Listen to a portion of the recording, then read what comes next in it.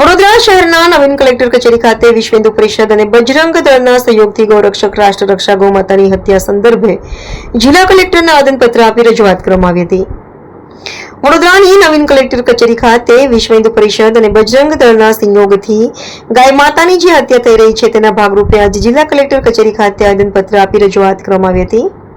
સાથે જ ભારત એક કૃષિ પ્રધાન દેશ છે અને ગૌમાતા તેની આત્મા છે, તો ગૌરક્ષણ અને ગૌ સંરક્ષણ માત્ર ધાર્મિક આસ્થાનો વિષય નથી, પરંતુ દેશની સામાજિક, આર્થિક, આધ્યાત્મિક પ્રગતિ તેમજ સમગ્ર રાષ્ટ્રપતિની સમૃદ્ધિ અને અસ્તિત્વ આવશ્યક ભાગ બની ગયો છે।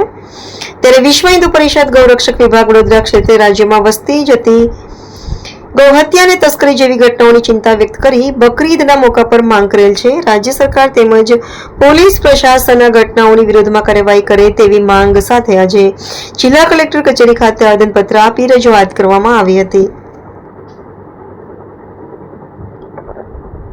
હિન્દુ પરિષદના માધ્યમથી ગૌરક્ષા રાષ્ટ્ર રક્ષા હેતુસર આગામી બકરીદમાં ગૌ હત્યા ન થાય તેના માટે રાજ્ય સરકારને અને પોલીસ પ્રશાસનને કઠોરમાં કઠોર કાર્યવાહી થાય તેના ભાગરૂપે સરકારશ્રીને રજૂઆતના રૂપે આવેદનપત્ર આપવામાં આવેલા છે। ભારત કૃષિ પ્રધાન દેશ છે। ગૌમાતાનું મહત્વ માત્ર ધાર્મિક આસ્થા સાથે નથી જોડાયેલું, ધાર્મિક આસ્થા તો છે જ, પરંતુ ગૌમાતા એ સમગ્ર દેશની આત્મા છે। ગૌમાતા આપણા સામાજિક, આધ્યાત્મિક અને આર્થિક સમૃદ્ધિ સાથે જોડાયેલું એક પરિબળ છે। ગૌમાતાનું એક આપણા હિન્દુ સનાતન ધર્મમાં એક અનેરું મહત્વ છે। ગૌમાતામાં 33 કોટી દેવી દેવતાઓનો વાસ છે।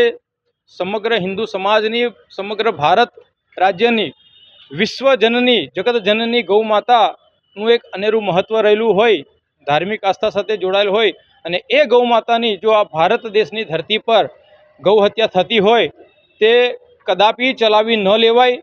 તેના માટે કઠોરમાં કઠોર કાર્યવાહી થવી જોઈએ અને એ નિશ્ચિત થઈને એનું કાયદેસર ખૂબ જ કડક કાર્યવાહીના એક અમલીકરણ થાય કાયદાઓનું, તેના માટે રજૂઆતના ભાગરૂપે આજે અમે આવેદનપત્ર આપવા આવે છે।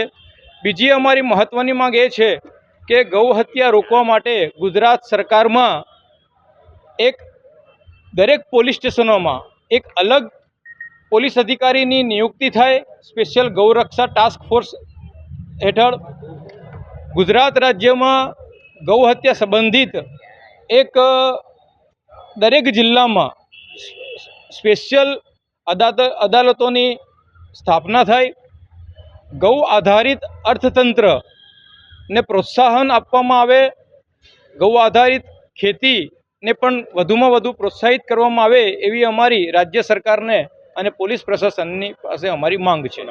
મારું નામ જતીનભાઈ વ્યાસ, હું વિશ્વ હિન્દુ પરિષદ ગૌરક્ષા આયામ દક્ષિણ ગુજરાત પ્રાંત પ્રમુખની મારી જવાબદારી છે।